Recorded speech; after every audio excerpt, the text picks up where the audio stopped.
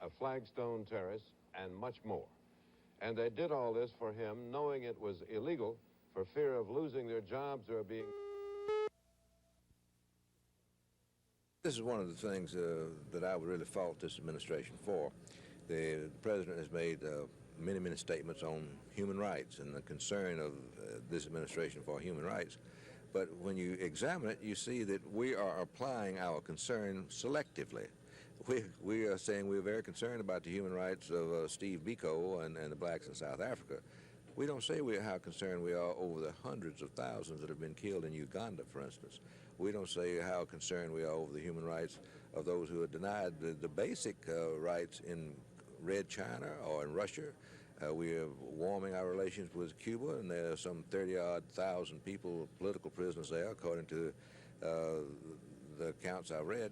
So, yes, we should be concerned with human rights, but we should be concerned with everybody's rights and not just do it selectively where it's politically expedient. I can quote our foreign minister on this. He said that he's not prepared to lay down his life for a South Africa in which things like, he's not prepared to lay down his life. You know, these were his words.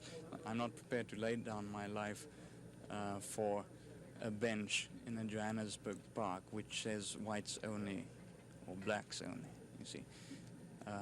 But we are working towards more freedom in South Africa. We will try to do so regardless of outside pressures, because we live inside the country. We have to live with each other. We know how to change, and we change according to the needs of our society. I don't think that people outside South Africa realize the needs of the peoples inside South Africa, black, white, Indian, and colored.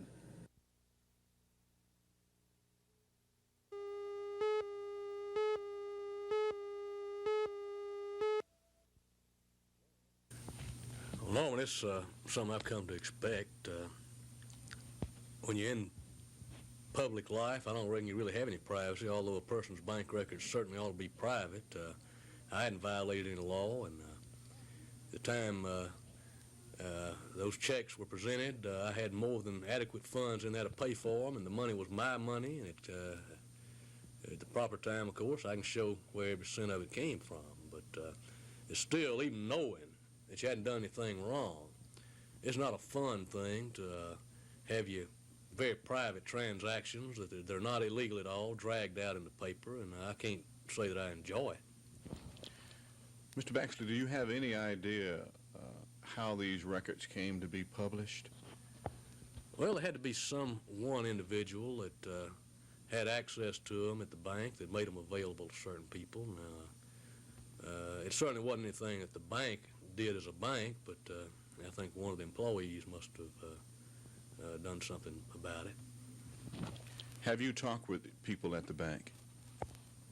Oh yeah, they're very nice about it, and they're sorry, I'm sure, that it happened.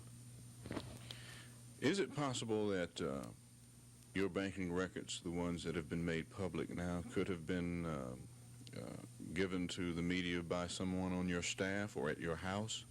Oh, no, absolutely. Somebody would have had to have broken in, and if they did that, they couldn't find them. I'm probably the only person who knows how to find them, but certainly it's not anything I would have hidden, because there's nothing illegal about it. But still, in all, it's something that ought to be private. Is it possible you may have thrown them in the garbage can? No. Got them. I have to save them and do my taxes with them.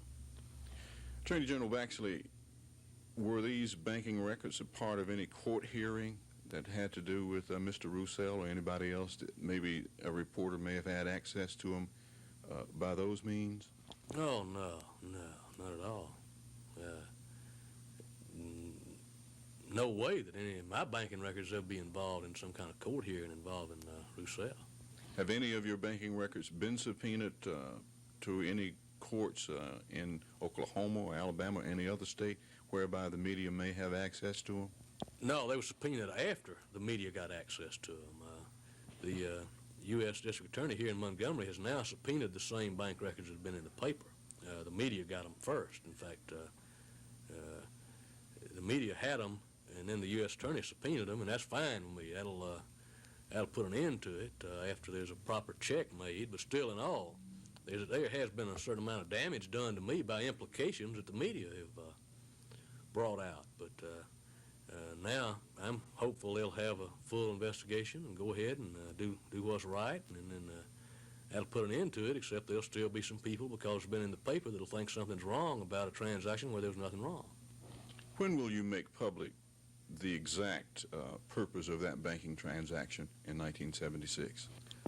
Well, no, and I think I'm going to wait till all this business is over and not say any more about it until this is over, and then I think the public then will be entitled to an explanation, and I expect that probably whenever this is concluded, I'll have some kind of explanation. I hope that the other candidates that are running will do the same thing about their private transactions. Are you indicating at this point that this is a political move by some opponents in the gubernatorial race? Oh, absolutely. It's a political move by some people, very powerful. See, I've stepped on a lot of powerful toes as Attorney General, Norman. It wasn't things I enjoyed doing, but it's things my job made me do. And I made a lot of bitter enemies. And it's either some of these people whose toes I've stepped on that are out to get me back for doing my job that involved them, or else it's some working in cooperation with some of my potential political opponents. Do you have any names of people that you may be talking about, any specific candidates? Yeah, I'm going to wait till it's all over before I call it, though. But it is one specific candidate. He and his people have been spreading these type rumors around about me for some months, and I'll just be glad when it's all over. I'll just say this. It's not anything I'm ashamed of, because I hadn't done anything wrong, and it'll all work out in the end. But if my wife's pregnant, and it's not an easy thing on her to be hearing and reading all these rumors in the paper that are spread on me maliciously, and if something happens to her, I'm going to certainly not be near as kind as I am right now about it. When were your banking records subpoenaed? Friday, after it came out in the paper.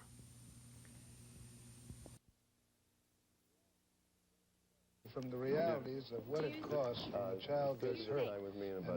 Auditions for the next production of Montgomery's Playmakers Youth Theater will be held this afternoon at 3:30 p.m. at the Highland Avenue Center. You're watching WSFA TV 12 Montgomery.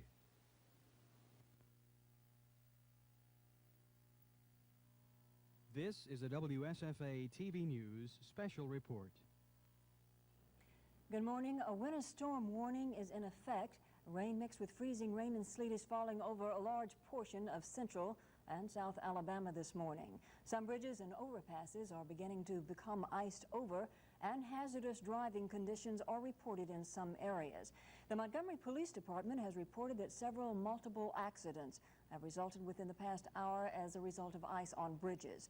Motorists should use extreme caution during the next several hours until temperatures warm a few degrees and conditions improve.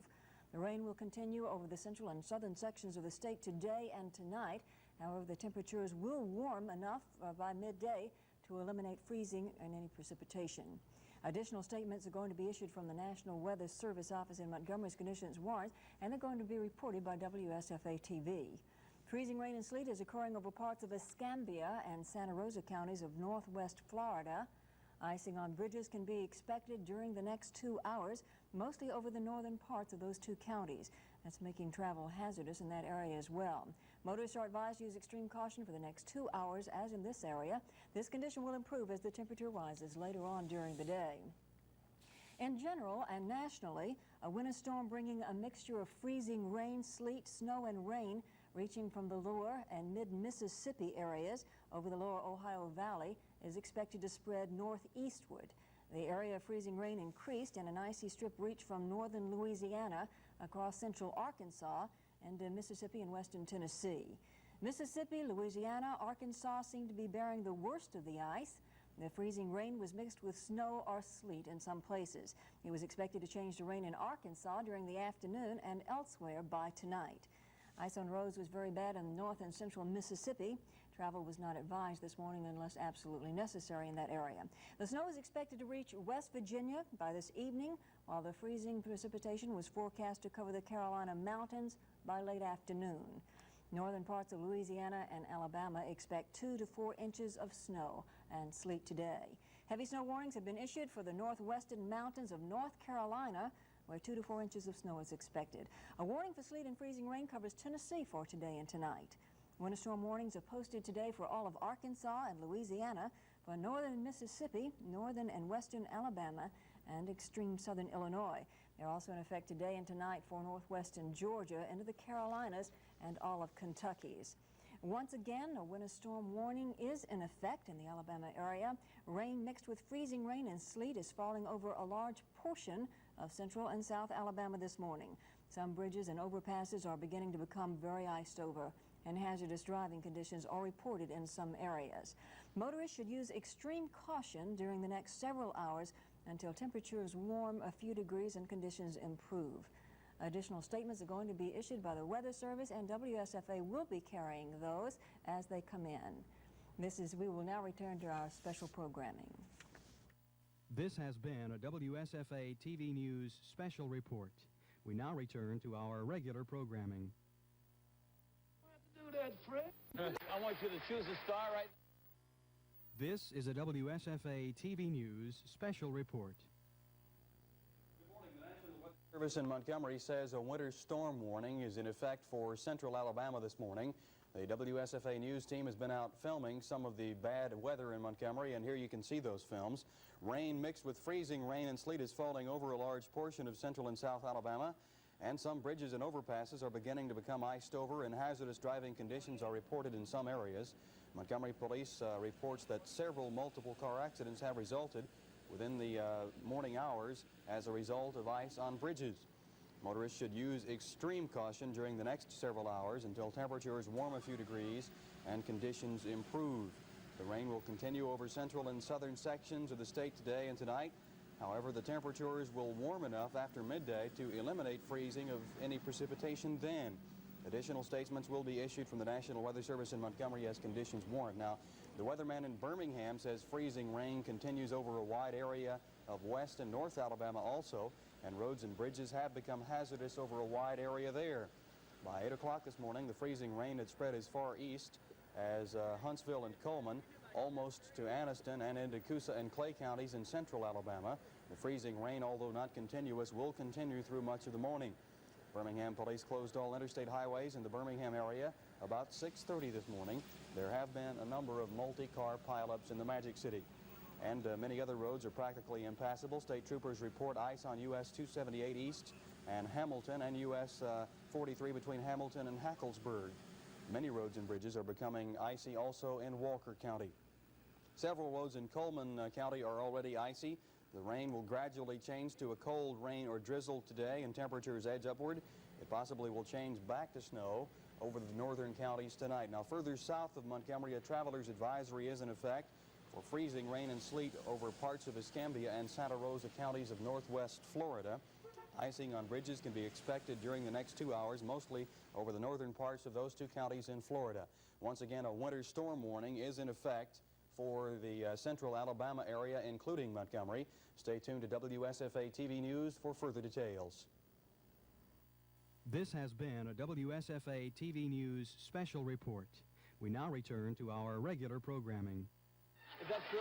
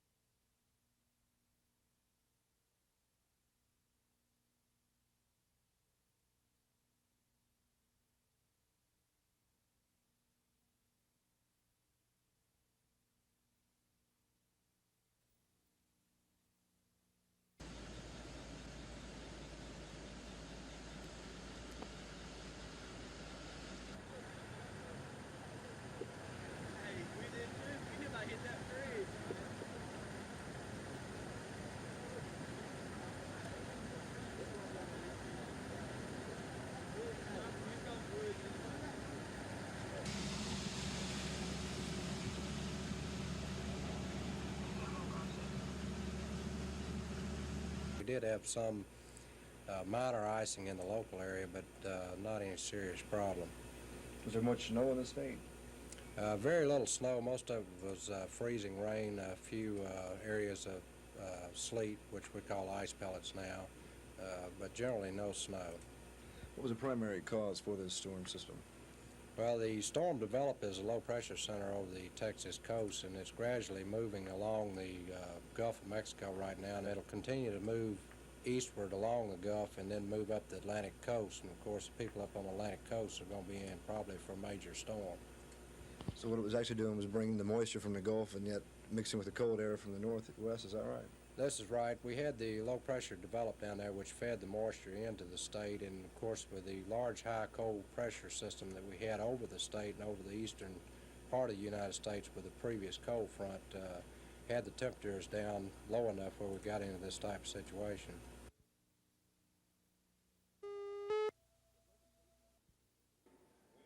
The presentation of the new vehicle marks the culmination of an 8-month-long project by the paramedics. Mayor Emery Falmer and several fire department officials were present to accept a $13,000 truck, which will replace an old, outdated truck, which was adapted by the medics to accommodate their needs. To raise the money for the unit, the paramedics sponsored what they called the Fire Medic 300, a 325-mile raft trip down the Alabama River from Montgomery to Mobile last summer. Local citizens pledged almost one-half of the money needed to buy the unit. The remainder was supplied by donations, including an anonymous donation of $5,000. The new truck will be inspected and tested over the next several weeks, and the necessary equipment will be installed before the vehicle will be put into service. And Mayor Falmer said today he'll investigate the possibility of a third such rescue unit when he begins considering next year's budget. Falmer said another unit is definitely needed since the paramedic squads currently handle more than 600 emergency calls per month. But the squad which will be manning this new truck wasn't able to enjoy today's ceremonies. Shortly before the presentation got underway, that unit was called out to make another emergency run. From the Chisholm Fire Station, this is Dave Rickey, WSFA TV News.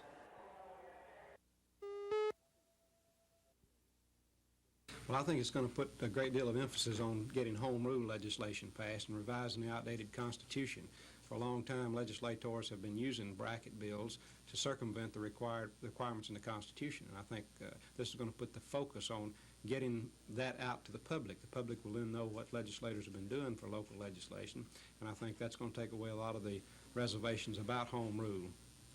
Do you think this was a good ruling by the court? I think it's 50 years past due. It ought to have been done a long time ago. Too often, local bills are passed without the local public having any idea what's going on in the legislature. And I think it's time that local activities were dealt with by local government rather than 200 miles away or 100 miles away in Montgomery. Will this require some type of legislation, corrective legislation in the legislature at all? No, I think they're just adhering to the Constitution, but I do think that it's going to put the emphasis now on passing home rule, a constitutional amendment for home rule, giving local government the authority that they ought to have anyway to run local county government rather than us doing it here in Montgomery as we have for many years in the past.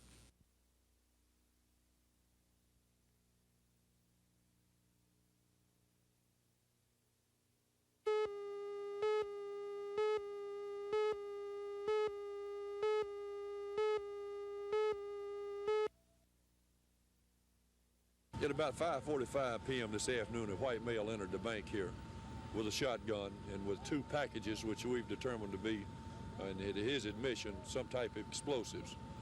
He robbed the bank, left here in an automobile, and was apprehended by Sergeant Cox and another officer within about 3 blocks of here. And he is in custody. He's a white male by the name of Joe Johnson.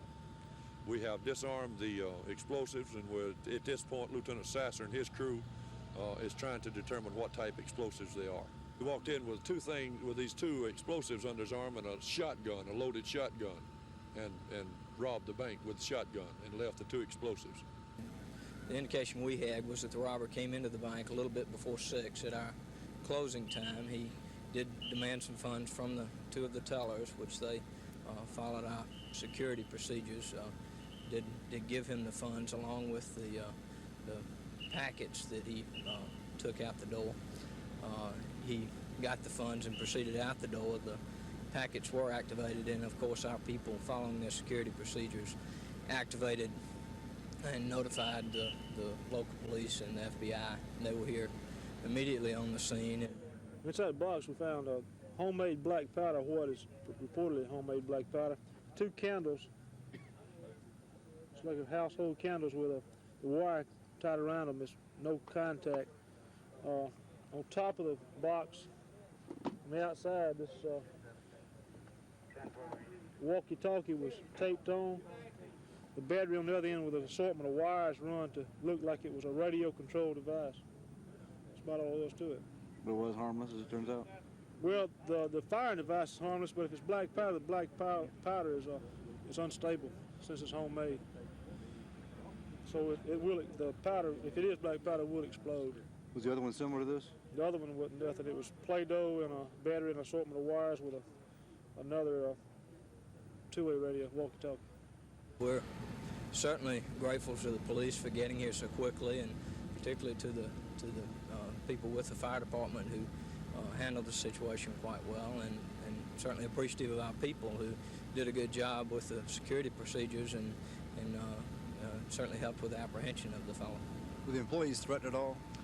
To my knowledge, they were not, but I don't know that. I don't know exactly what the robber did say while he was in the bank, so I don't have an indication there. Any indication of how much money was involved? No, we don't. Our auditors are here on the scene, and of course they'll be checking into things through their procedures, but we don't have an indication of the money. Of course, we did get the money back when they apprehended the robber.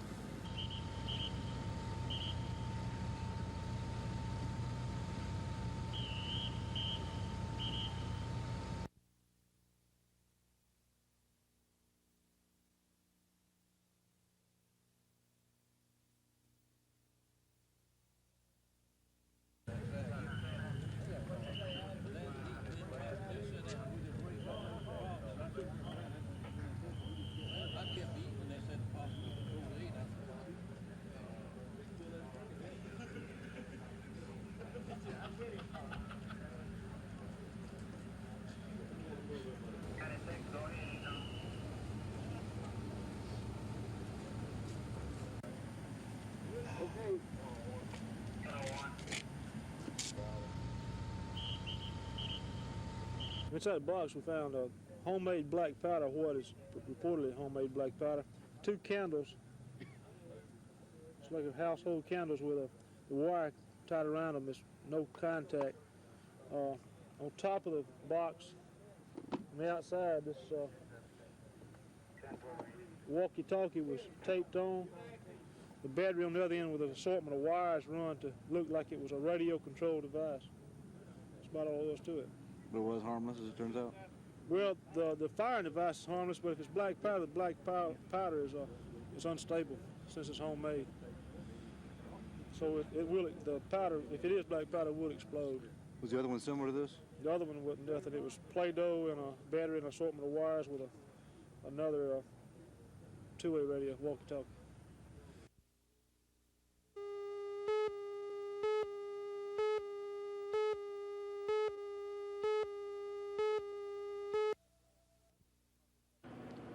The blast leveled the Copper Kettle restaurant in downtown Auburn and several other stores adjacent. The concussion of the blast blew flaming debris and knocked out glass windows for several blocks in every direction. The blast was felt all over Auburn and the university campus. Luckily, no one was found injured or dead. Sister Mary Francis was at the nearby St. Michael's Church at 8 a.m. preparing for Sunday school. She noticed a strong smell of natural gas and called Alabama Gas Company. But Sister Mary says the gas company official told her on the phone there was nobody to send to check this morning, but he would send someone later in the day. 10 minutes later, a fireball leveled the restaurant and surrounding buildings. Fire and police officials rushed in with the aid of state troopers and firemen and policemen from surrounding communities. National Guardsmen were called in from Auburn and Opelika. As is usual with such scenes, crowd control was a major problem until almost the entire downtown area was roped off. Attorney Andy Gentry, who owns the building that blew up, normally comes into his office upstairs above the restaurant on Sunday mornings. Well, normally I get up and get the papers and come up to the office and do a little work and read the papers and then go home and go to church. This morning, my wife wanted to go to our farm and feed a bottle calf that she's been feeding. She asked me to babysit while she was at the farm. So I was at home with the children and when I heard the blast, and I have a lot to be thankful for. What do you expect your loss is going to be on this?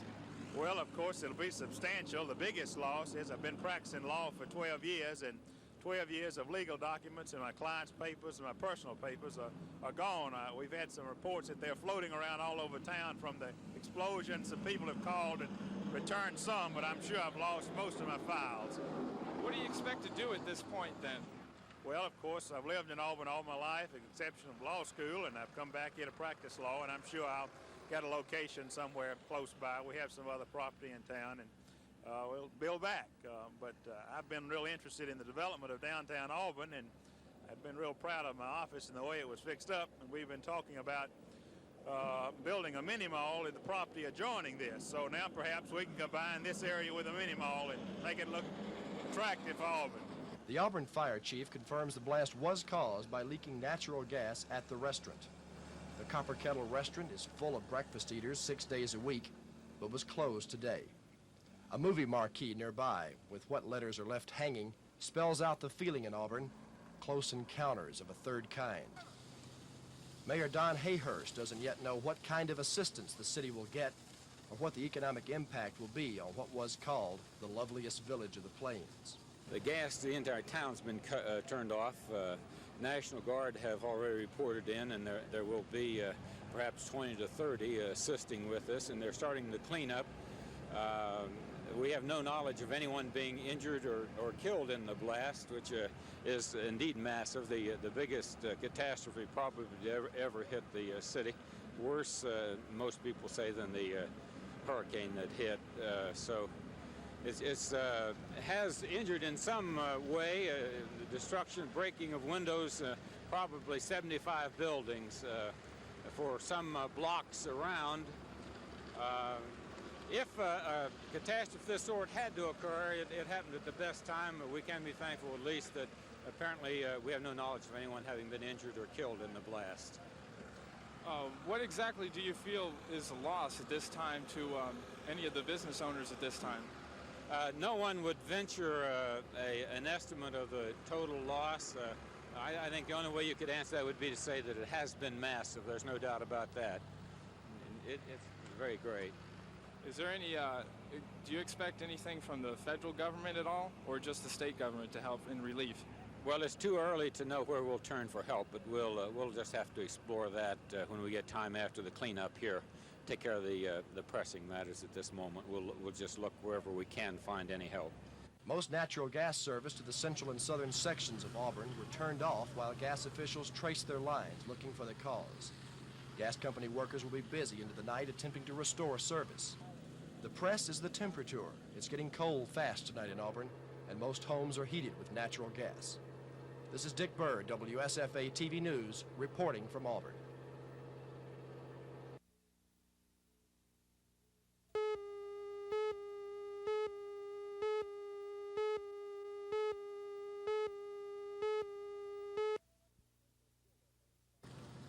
Officials still don't know exactly how the natural gas leaked, but what it did to downtown Auburn is easily evident.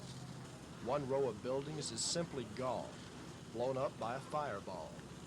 An estimated 75 other structures are damaged, heavily close to the blast site, and to a lesser degree for 2.5 blocks. Burning debris littered streets in all directions until heavy equipment piled it up. The major cleanup is beginning today. The gas company didn't respond immediately to a call of a strong gas leak in the area. The fire department did.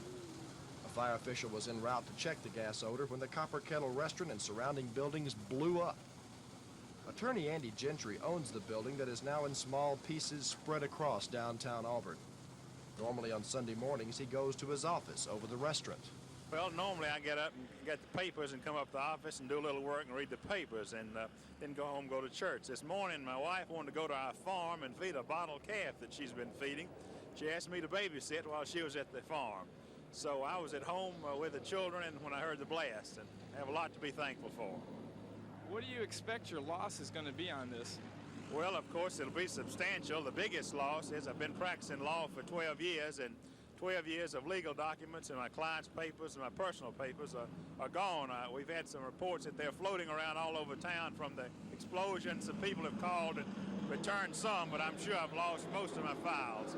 Plans for a mini mall near the explosion site may now be expanded as building owner Gentry considers the future of downtown Auburn and the effect Sunday's blast may have on his property. Auburn Mayor Don Hayhurst says this is the worst destruction ever in his city, but luck kept anyone from being killed or injured. Mayor Hayhurst awaits meetings today to determine what outside aid Auburn will get to help rebuild and regroup.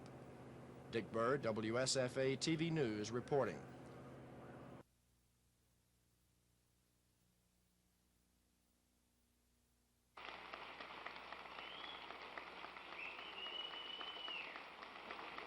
The education budget in 1973 was $1,540,000,000 for the 2-year period. I thought that was a record. The education budget that I'm submitting to you for 1 year in 1978-79 fiscal year is $1,200,000,000, the largest in the state's history. There's a capital outlay program needed for the schools of Alabama, and one is being introduced in this House, sponsored by the administration, of several millions of dollars that will be in the interest, around $200 million will be in the interest of not only the elementary, secondary, but post-secondary, and the medical schools, trade schools, and junior colleges also. I hope that you will support the private school bill, because these schools should not be lost to the people of Alabama. We have a balanced budget in the general fund. In my judgment, this is excellent because we've had no new taxes since 1971. The lid bill, so-called, I call it anything else you want to call it, but a bill to keep an increase in property taxes on people's homes and small businesses ought to be passed. And this legislative body has passed one in this particular House. If they didn't like it over in this Senate, they should, of course, come up with one that they themselves liked, and then there should have been negotiations. But this legislative body cannot get by in this session without a bill to put a stop on the increase as a result of the federal court order on taxes on people's homes and small businesses, especially in Alabama. When you go to...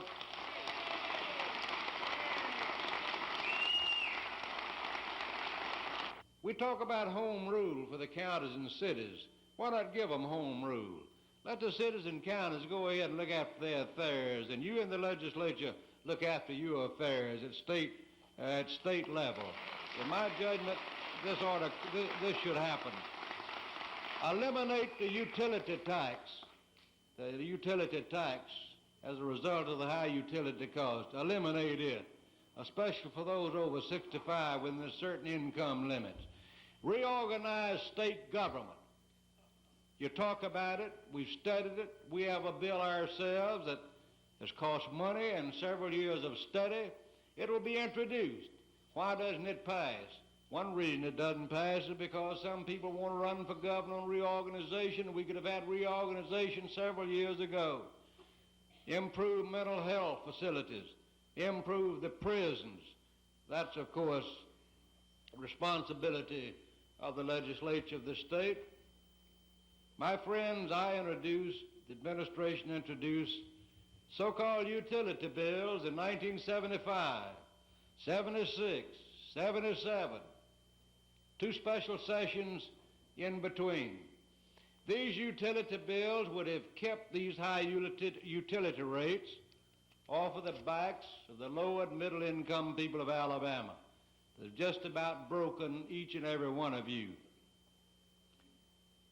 The House of Representatives each time saw fit to pass them, and a majority of the Senate wanted to pass them, but special interests controlled a few in the state Senate of Alabama, and as a consequence, what happened?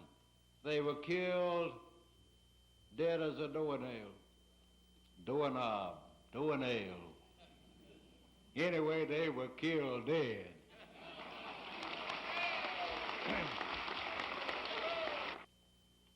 These bills are being introduced again.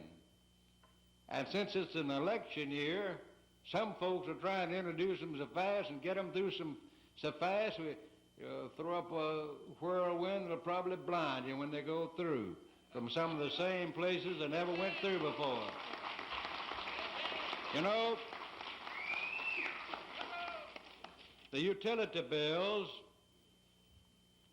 are bills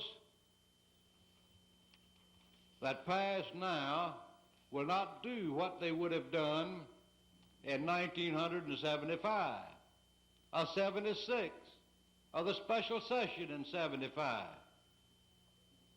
Because each time they were introduced, each time they were passed, they went to the Senate of Alabama and were either filibustered in the twilight of a special session, or they were killed in a committee by a few when a majority wanted to support them.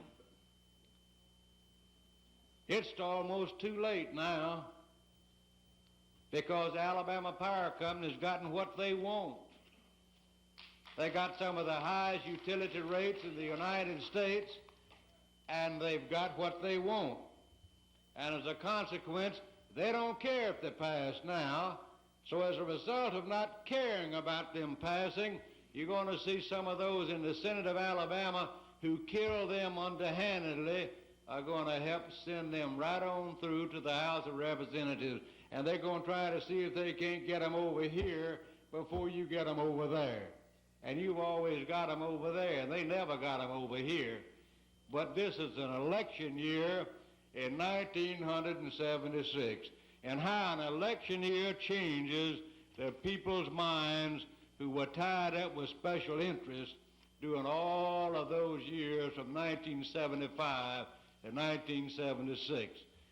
But I support them even now, even though it may be too late. Thank you very much, ladies and gentlemen.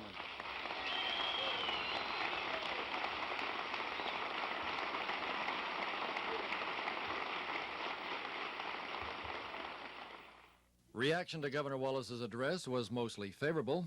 Besides comments on the speech, there was a great deal of concern expressed over the failure by the Senate to report out of a Rules Committee a resolution inviting the governor to address a joint session.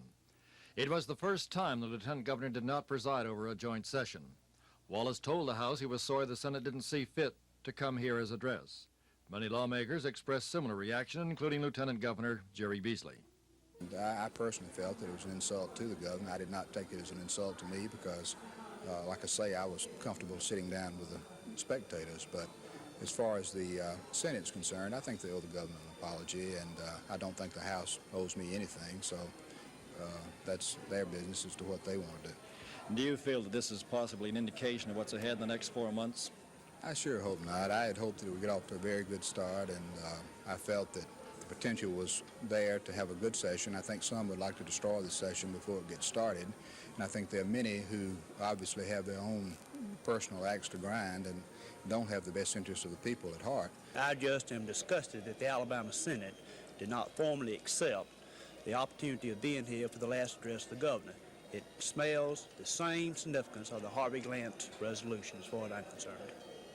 I think it's a slap in the face for the people in the state Senate, those people in the state Senate who saw fit to send to the Rules Committee the resolution and not to bring it back out. It's another embarrassment to me that has been brought against me and I think the rest of the members of the great body in the Senate of the state of Alabama. Well, frankly, I think it was a typical Governor Wallace's speech. I think, however, this particular speech was a bit nostalgic in as much as it is his last State of the State speech to the legislature, and it was historic in that sense. It was a kind of speech and a kind of moment that I myself would not have wanted to have missed in as much as it's his last one.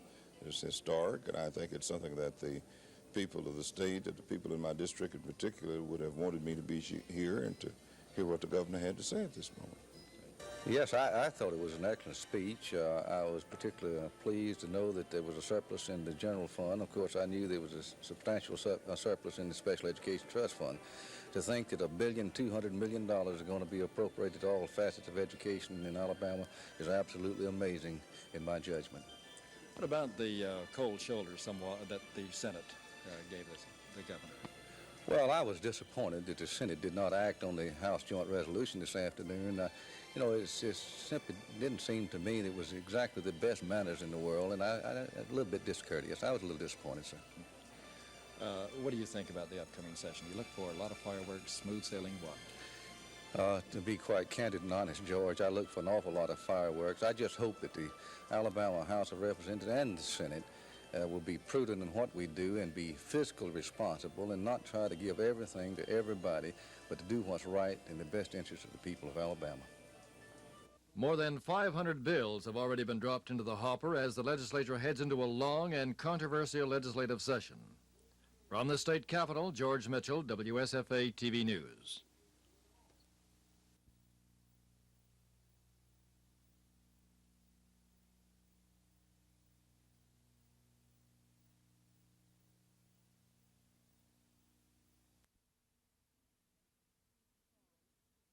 Around so you can see the posture at different angles, and we'll let one flow one from the other to the other. One, palms of the hands together, dropping your shoulders so there's no tension in the shoulders. Drop the arms now, lowering the arms, going up into two. We'll go slow motion now. And here in two, keep your head between your upper arms. You stretch with your little fingers, so you open up the armpit, and you stretch with your between the ribs, and you grow in the position, and reach and reach. Now, as you go into two, class, keep your arms up, please. As you go into two, contract your seat muscle. Keep it that contraction. Inhale, lift the sternum up to the ceiling. Only hold 3 seconds. Tighten your seat muscle. Then 3, you stretch forward, keeping your back straight, keeping your spine